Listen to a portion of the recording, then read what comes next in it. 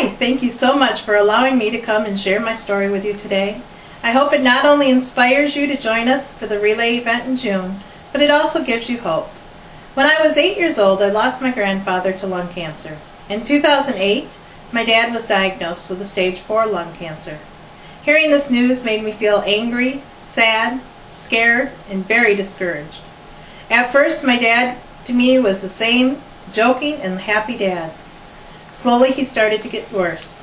One day in April of 2009, my dad took a turn for the worst. My dad passed away on April 9th of 2009. Then in July of 2009, I lost my other grandfather to lung cancer. After losing my father and my grandfather to cancer, I was so angry and discouraged because I couldn't do anything to help them, and that cancer could take away so much from so many people. My cousin was part of the Relay for Life committee in Hudsonville and Jenison and invited me to come and check it out. I went in the evening during an illuminary ceremony. I was so moved by it and having the chance to honor the ones that I had lost from cancer that I joined her team the following year.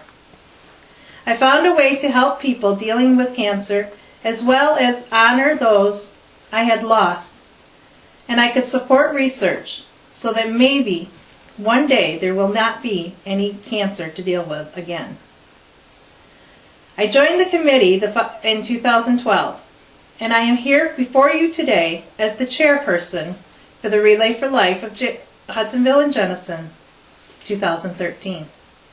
I am not the chairperson because it pays well, but because it is the way for our community to join together and fight cancer. Not only am I honored to be the chairperson, I am so thankful because the American Cancer Society, I was able to handle the next news I received. On October 30th of 2012, I myself was diagnosed with endometrial uterine cancer. Being part of the Relay for Life, I remembered that if I was going to get cancer, this was one of the cancers that I would be able to survive. It has one of the highest survivor rates. Usually, by removing the uterus, everything is gone. So before the surgery, I agreed to donate the cancer for research. After the surgery, they found out that I not only had cancer in my uterus, but also in my cervix.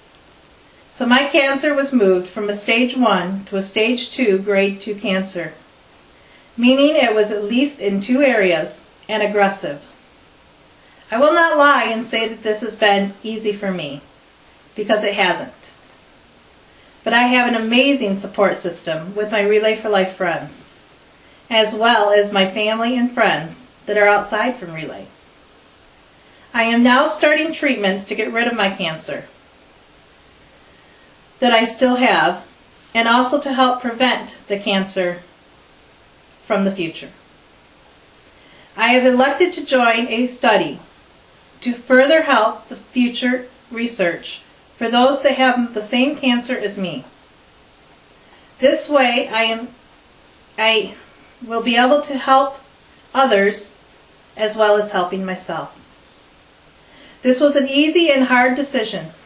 It was easy because, of course, being part of the Relay for Life, I have made it my life's mission to be a huge cancer advocate and help anyone that I can possibly help fight cancer, so less people will suffer from this disease.